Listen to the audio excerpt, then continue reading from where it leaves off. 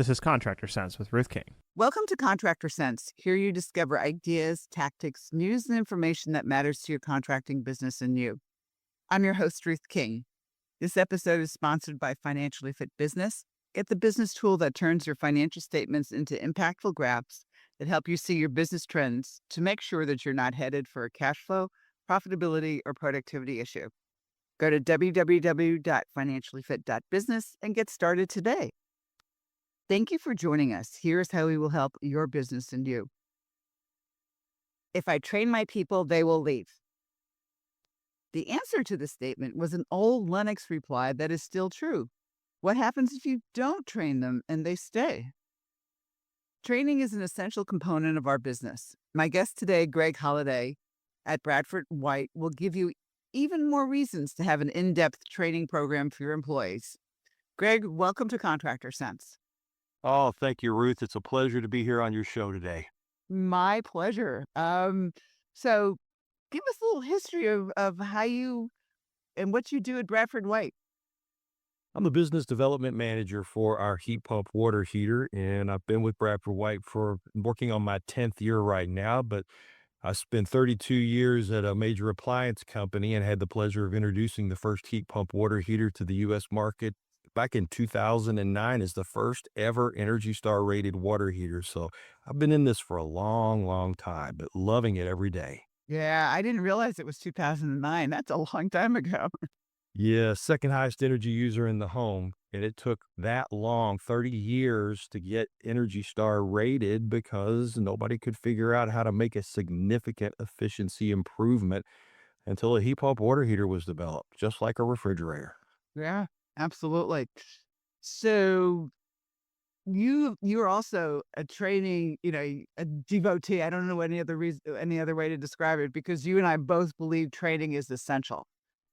Absolutely. It has been my passion, especially for this product, because it's an electric water heater. And a lot of people think, well, electric water heaters, I've been putting them in all my life. You push it up against the wall, you wire it up, you plumb it up, and you walk away. And this water heater is an electric water heater, but it also has installation differences because of the heat pump, which means it requires air.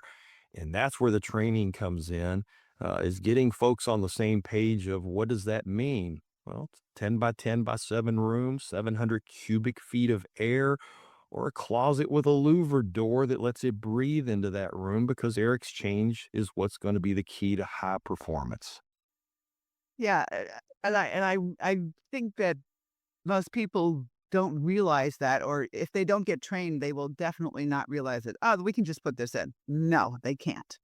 Well, and with 2029 rolling around very soon, we've got 3 years to make a lot of contractors experts, because in May of 2029, there will no longer be any electric residential water heaters above 35 gallon. They will all be heat pump water heaters by federal mandate, which means you better get good at it now. You better take advantage of the the rebates that are available through Rebates, yeah. utilities to buy the cost down, because people are going to have to put it in. This is your chance to plow some good rich fields and to have people proactively replace the water heater they have, because this one will pay for itself, and no other water heater can do that. Yeah. So let's look at it from a perspective of a consumer, because they don't know the changes either, correct? You're absolutely right. Contractors, I was just working the HVAC Excellence show in Las Vegas, and contractor after contractor can come up and say, I've never seen one, I've never installed one. And I'm thinking, 17 years this has been out there and you've never tried it yet? Please. No, and it's true, because as we all know, this industry is steeped in tradition. Change is very difficult for us. Yes, and what should be exciting about this is very simple. The water heater the homeowner has today is 93% efficient. That means it loses 7 cents of every dollar you spend to heat water. If you put in my 65-gallon Aerotherm G2, it's 420% efficient, which means instead of losing 7 cents of every dollar you spend, you get $4.20 in actual hot water for every dollar you spend, which translates to a savings of about $400 a year on a 10-year warranty product. That's about $4,000 the homeowner doesn't pay the power company, which means it pays for itself. They get all their money back. Who wouldn't want to do that? A contractor who doesn't understand this. Well, yeah, that's true, but what they're missing out on is proactive replacement because water heaters are only replaced when one thing happens, they fail. But a water heater that's losing that much money, $400 a year, you have a chance to get people to put one in before it fails. Doesn't matter how old it is, because nobody wants to give the power company $400 every year that they're not entitled to. You could be using that to pay for the water heater now. Yeah, absolutely. What we should do with this contractor sense is those of you who are listening to it, who are talking to customers about the water heater, should just play this. Yes, and think about it, 50% of American homes, half the country, has an electric water heater. That means in every market, there are electric water heaters and there are gas water heaters. The ratio might change a little bit, but when you're in the house fixing something, talk to that homeowner and say, listen, while I'm here, let me tell you about a heat pump water heater that I could put in to replace your electric water heater. And let me calculate how long it will take for it to pay for itself. And let's deduct the rebate that's available from your utility because you live in a state that has $750, $1,000, $800, and let's see how long it takes. 3 to 4 years, 5 years at the most typically, and they recover the entire investment. So that's what gets homeowners interested in it right now. Yep, absolutely from there. Okay. When we get back from break, what I'd like to do is let's talk about some of the differences in installs and some of the things that they have to learn and those types of things so that they can prepare. If the customer says yes, we don't want to turn this into oh my gosh, I forgot this, and something that should take, a few hours to do takes days. Would that be Yes, okay? absolutely. All right, we'll be right back. Thanks for listening to Contractor Sense. Imagine you had total freedom. You didn't have to worry about money. You didn't have to be a slave to your business. The words, I can't, are eliminated from your vocabulary. What if you could do what you want to do, whenever you want to do it? A financially fit business could give you that freedom. How? By knowing what your financial statements are telling you and taking action based on what they say. You can do this in less than 10 minutes a month, at an investment of less than taking your family out to dinner once a month. And if your financial statements are a mess, you can get help. Go to www.financiallyfit.business or click on the QR code below to get started today. We're back. Thanks for listening to Contractor Sense. I am speaking with GreggHolladay, who is with Bradford White, and we've been talking about the heat pump water heaters. And before the break, we talked about the reasons to do it. Now I want to talk a little bit about it, and Gregg has agreed, let's put it that way, to talk a little bit about, okay, customer says yes. What type of training do we need to make sure they get installed efficiently, quickly? What type of tooling? I know we need air. That's not an issue, but go ahead. I'll let you talk. Yeah, and this is not difficult. You can evaluate the space by your presence in the house already. You can look and see they have an electric water heater. And you're looking basically as the size of the tank, the same as what we provide today. But water heaters have gotten fatter over the years. So normally there's enough space, but you're looking and monitoring air.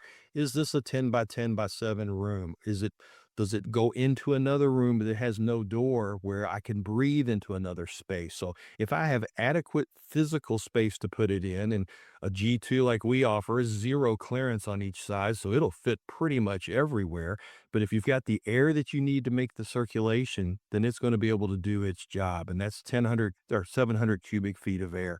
When you've got the physical space for it as well, the only consideration is if somebody's trying to fuel switch. Now you may have to go to a larger tank if you're going from gas to electric, but the focus really should be on the easy pickings. And that's take an electric water heater out that uses a 30 amp service, put an electric water heater in that uses the same 30 amp service, and provides the same first hour rating, the same exact recovery in the hybrid mode where it's Energy Star tested and where that label shows up, and to be able to show the homeowner they're really not giving up anything.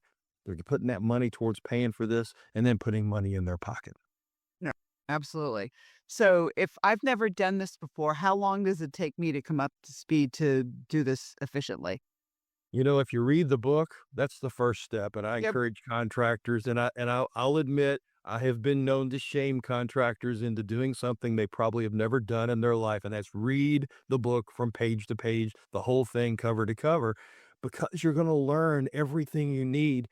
Going through a training, an installation training with me or somebody on my team is always going to be faster to get you up to speed.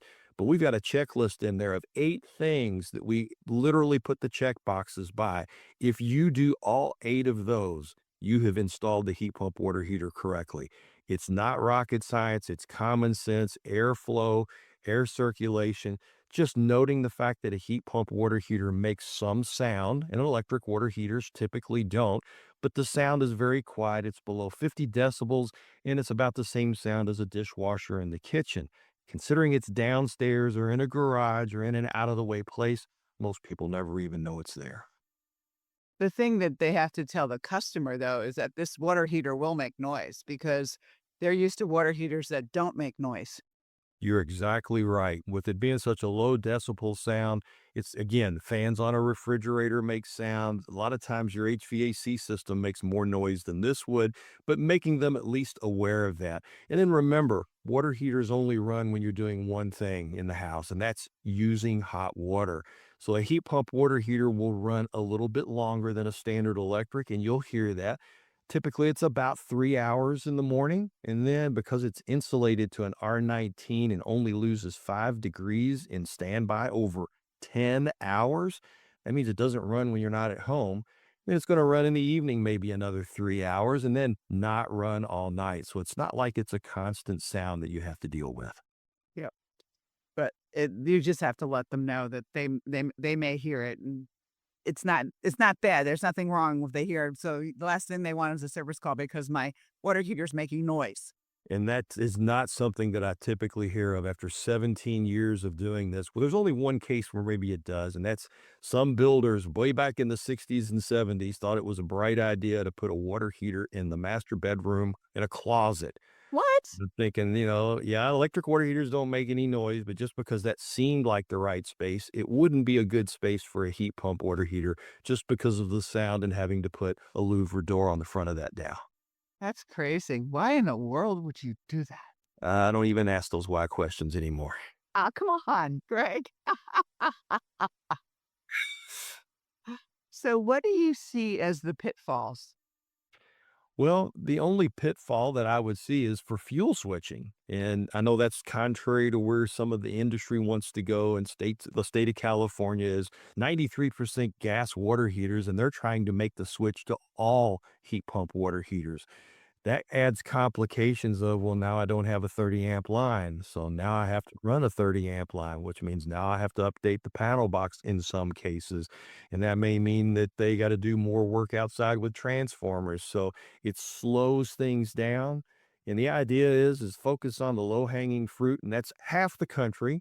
Let's take those guys first. Let's look for an electric water heater in every house you're in, whether you're there to fix the sink or the HVAC system in the house, and then proactively, and I even provide a sales tool electronically you put on your phone.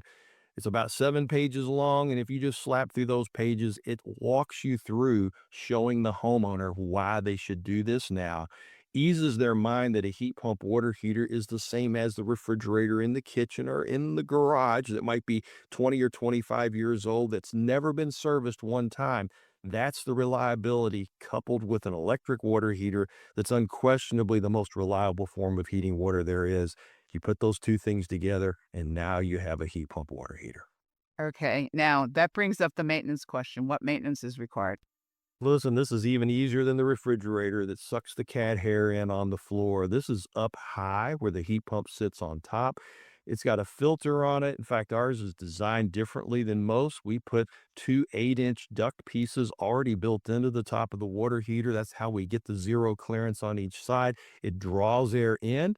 And in the middle of that 8-inch circle is a filter with a handle that you reach right there and pull it out. It will even tell you when it needs to be cleaned.